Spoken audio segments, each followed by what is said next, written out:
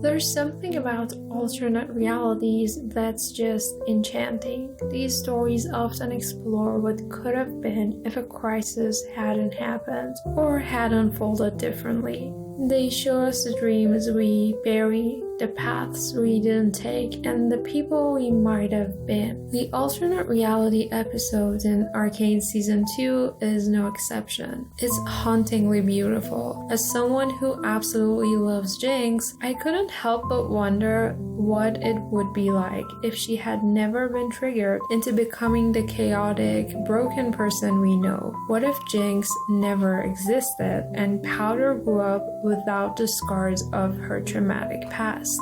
In these alternate realities, we often see glimpses of an impossible dream, the better life that could have been. In Arcane, the creation of Jinx wasn't random. It was a result of a perfect storm of pain, loss, and betrayal. Her name Jinx was born in a trauma, a cruel reminder of everything Powder blames herself for. On paper, alternate reality subplots might seem like distractions, pulling us away from the main story, but they're poetic in their own way. They let us see the world through a completely different lens. What's especially unique about Arcane's version of this is how imperfect the alternate world is. Most of these worlds in TV shows seem perfect at first, almost too good to be true, only to reveal their cracks later. But here, the alternate world is already flawed, and yet it somehow works in Powder's favor. In this version of reality, Jinx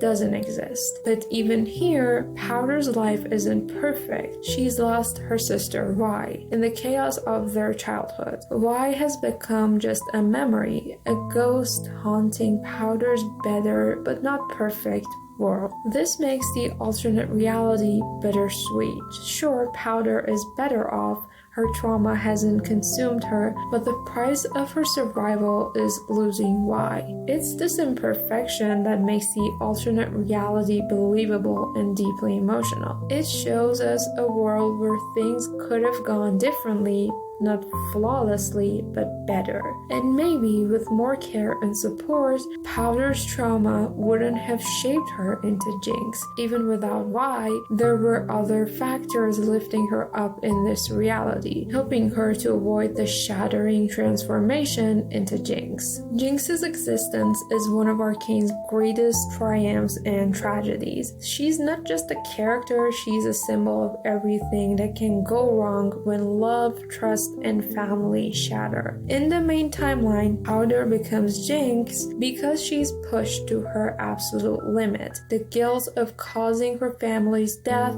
the betrayal she feels when Vi leaves, and the manipulation of Silco, all of it piles on until there's nothing left of Powder. But what makes Jinx so compelling is how she embodies both the tragedy and the resilience of the human spirit.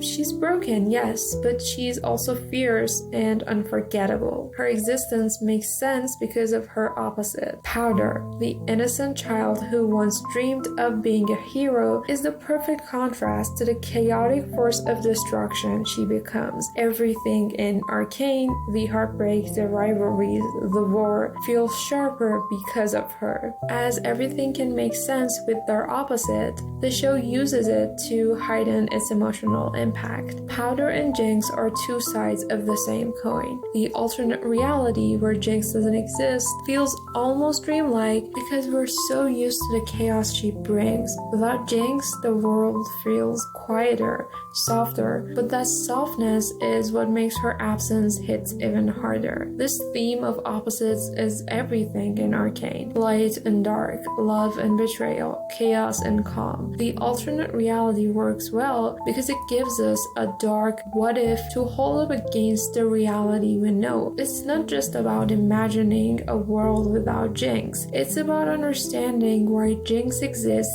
in the first place. Episode 7 of Arcane Season 2 is like a mirror. It reflects back all the pain and beauty of the show's main timeline, but through a slightly distorted lens. In this alternate world, Jinx doesn't exist, but her absence is felt everywhere. Jinx's death or or even the possibility of it has always been a point of contention for fans. But seeing this alternate reality puts everything into perspective. It shows us what could have been, but also why things unfolded the way they did. It's like the show is telling us, yes, this could have happened, but it didn't, and here's why. What makes it so powerful is how it lingers. It's not just about a what if, it's a gut punch. It stays with you long after the credits roll, making you think about the choices we make, the paths we take, and people we eventually become. This world doesn't just explore what's possible, it delves into what's impossible. It lets us see a version of Powder that will never exist, no matter how much we wish it could. And that impossibility is what makes it so heartbreaking. At the heart of Arcane is the relationship between Y and Powder. Their bond is what drives the story, and their separation is what breaks it. In the two realities, we see a devastating symmetry. In one, Powder loses Y. In the other, Vi loses Powder. It's almost as if the universe is saying these two sisters are destined to be apart. They can't have each other without losing themselves, and yet their love is the thread that ties both realities together. It's a messy, complicated, and tragic theme. This world is a better world for Powder, but it comes at a cost. Y is gone, and the scars of their past are still there, just less deep. This bittersweet balance is what makes Arcane's storytelling so compelling. It doesn't give us easy answers or perfect endings. Instead, it gives us something real, a glimpse into what could have been, and a reminder of why things are the way they are. Jinx's death, as tragic for fans like me as it is, creates a perfect kind of balance in the story. The world of Arcane seems almost cursed when it comes to Y and Jinx. These two sisters are never allowed to have each other fully. Every time they get close, the universe throws something in their way, tearing them apart. In every reality, one sister has to make a sacrifice so the other can survive. In the alternate world, Powder doesn't become Jinx, but she loses Y in the explosion. In the main timeline, Y survives, but Powder breaks so completely that she becomes Jinx, and the bond they once had is shattered. It's as if the universe has decided that these two sisters can't coexist without destroying each other. If one sister must always sacrifice, then it makes sense that Jinx is the one to go. Jinx is the darker side of their story. Y, on the other hand, represents hope. She is flawed and messy, but her core is still intact. She has the potential to rebuild, to redeem herself, to move forward in a way that Jinx simply can't. And that's what makes Jinx's death feel right. Even if it's devastating, it's not just a random act of tragedy. It's a kind of justice. But ultimately, the answer of why Jinx chooses Y is found in Kaylin's words.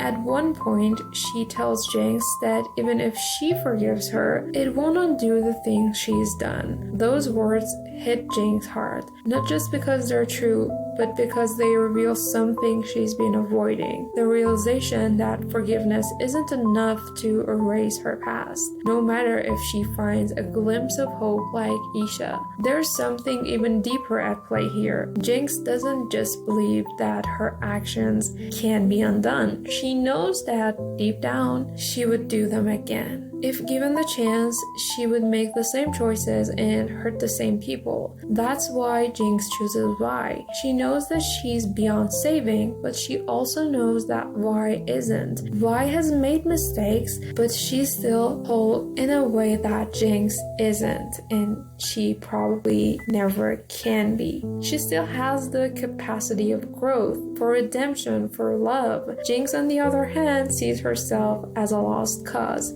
but the most tragic thing about Jinx's sacrifice lies in a small part of Powder that still remains within her, the very core idea that shaped Jinx in the first place. 'Cause you're a Jinx! Despite all her pain and the layers of chaos she has built around herself, there's there's a vulnerable core, a piece of who she used to be, that hasn't completely disappeared. That fragment of powder is what makes her decisions so heartbreaking. She doesn't give up because she believes she's beyond saving. At the end, she gives up because she thinks the people she loves are better off without her. Jinx truly believes she's cursed, that her very existence brings death and destruction to everyone around her. This belief has existed in her since she was a child, reinforced by tragedy after tragedy. It's not just the name Jinx that haunts her, it's the pattern she sees in her life, one where her presence always seemed to lead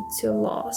For someone like Jinx, the idea of freeing her sister Y from that curse becomes a kind of redemption. If she can't escape her fate, at least she can ensure that Y does. Seeing Isha's death and then their father, whose death she still takes blame for, is the final reason for her to make this decision. In season 2, Jinx's psychotic episodes were far less because there are not one but 3 symbols of hope for her, all of whom are gone by the end of the season, all but one, the one who Jinx sacrifices herself for. So, what if Jinx never existed? The answer is both heartbreaking and hopeful.